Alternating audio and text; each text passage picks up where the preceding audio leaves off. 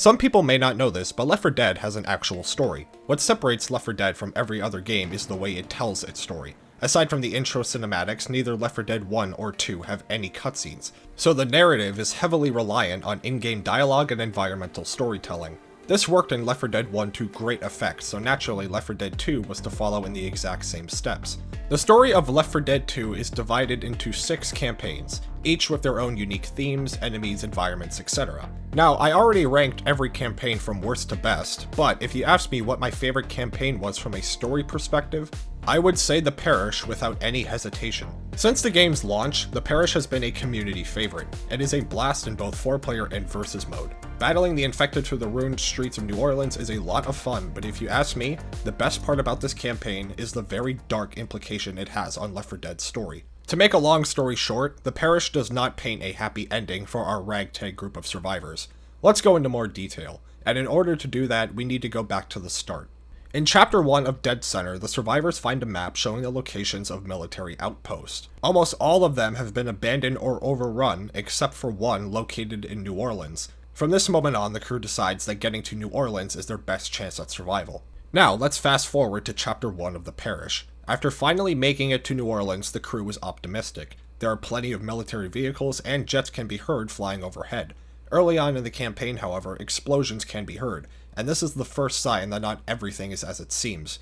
If the military has an outpost in New Orleans specifically to evacuate and save survivors, then why are they dropping bombs? You could argue it's to kill the infected, but it seems futile considering it's a global-scale zombie apocalypse.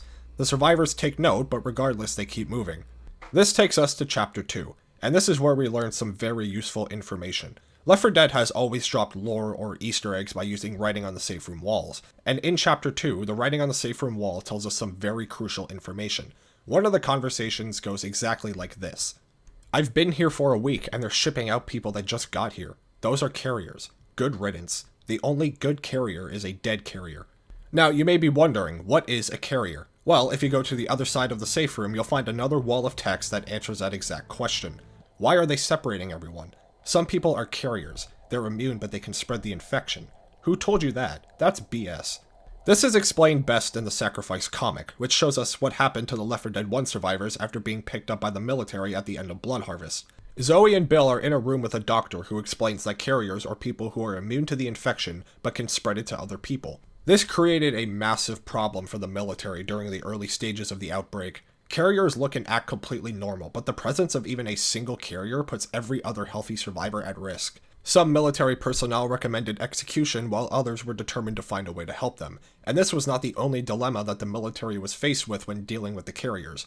One military personnel recommended using carriers as frontline soldiers to fight the infected, an idea that was shut down immediately afterwards by his commanding officer.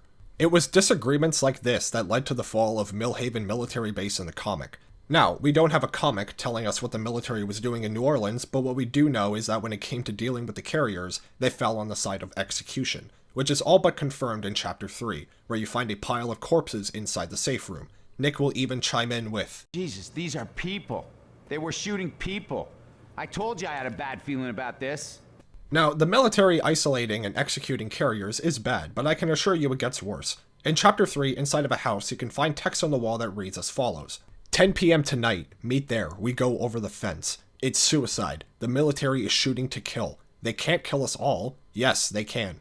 Later on, in another house, you can find more graffiti that reads like this. "Sida abandoned us. The army fenced us up. We're not sick. If you can read this, the military cut us off. We have been left to die." And if you go to the second floor of the exact same house, you find this written on the wall. After reading this, it's pretty easy to piece together what happened. The carriers, knowing that they were likely going to be executed, decided to arm up and fight against the military. Now, I personally do not know if these survivors went through with their plan, but if they did, odds are they did not make it.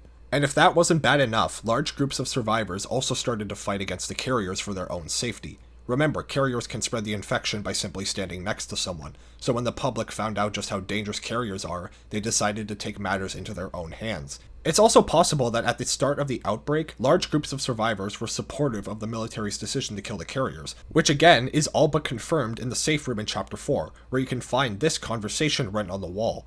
"Don't break the quarantine line. If you help anybody from the compound, they won't evacuate you. There's nothing wrong with those people. Those are human beings over there. They're being shot at for nothing. They're being shot at to save you. They are infected. If you let them in, I'll kill you myself. And in the exact same safe room, we have one more piece of graffiti. God bless the military. No more CETA bullshit, lock and load. Thanks for nothing, CETA. CETA sucks. Carriers equal zombies. Kill all carriers.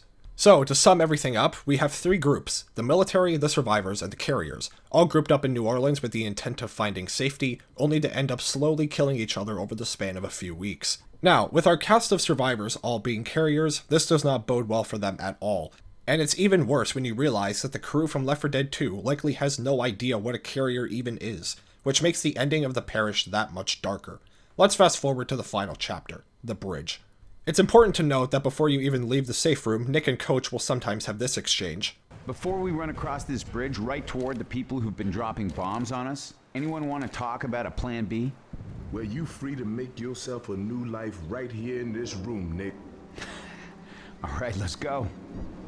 After finding a walkie-talkie, someone from the military tells the survivors that a helicopter is waiting for them at the end of the bridge. It's also important to note that if you let the soldiers on the radios talk, they refer to the survivors as Whiskey Delta, which is the military's code word for infected. The survivors are able to make it to the helicopter and the bridge explodes just as they're flying off.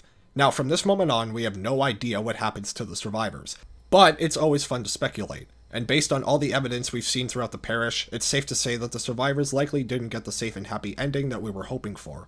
Based on the evidence found in the parish, I think that one of two things happened to the Left 4 Dead 2 survivors. Either A, they were taken to a base to be tested on and later executed, or B, they skipped the test part and just flat out executed them. Now, I suppose there is a slim possibility that this specific military group in New Orleans may entertain the idea of using carriers as soldiers to fight the zombies, but that's wishful thinking.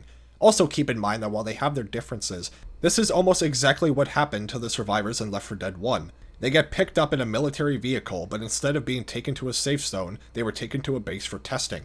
And the only reason they got out of Fort Millhaven alive is because of a disagreement between two commanding officers over their treatment of the carriers, which led to the alarm being sounded and the base being swarmed.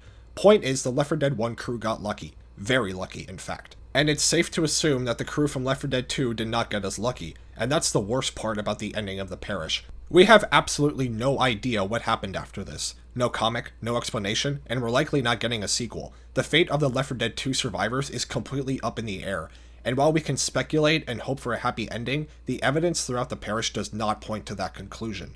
And that is easily one of the most tragic parts about this campaign. The survivors spent weeks fighting through entire cities, carnivals, and swamps, all to reach the end goal that is New Orleans, but instead of being taken to a fort or a safe zone, they were likely taken to a lab and later executed. It's a very dark ending, but remember, we officially don't know and likely never will. The Parish is a very good campaign for many reasons, but its significance in the plot is what separates it from the other campaigns. Its genius use of environmental storytelling and the chilling dialogue between the survivors makes the Parish a one-of-a-kind experience. I did my best to scrape through every detail in the Parish, but if I missed anything, be sure to let me know. So with that said, what do you think happened to the survivors at the end of the Parish? If you made it this far, I really do appreciate it, and I will see you in the next one.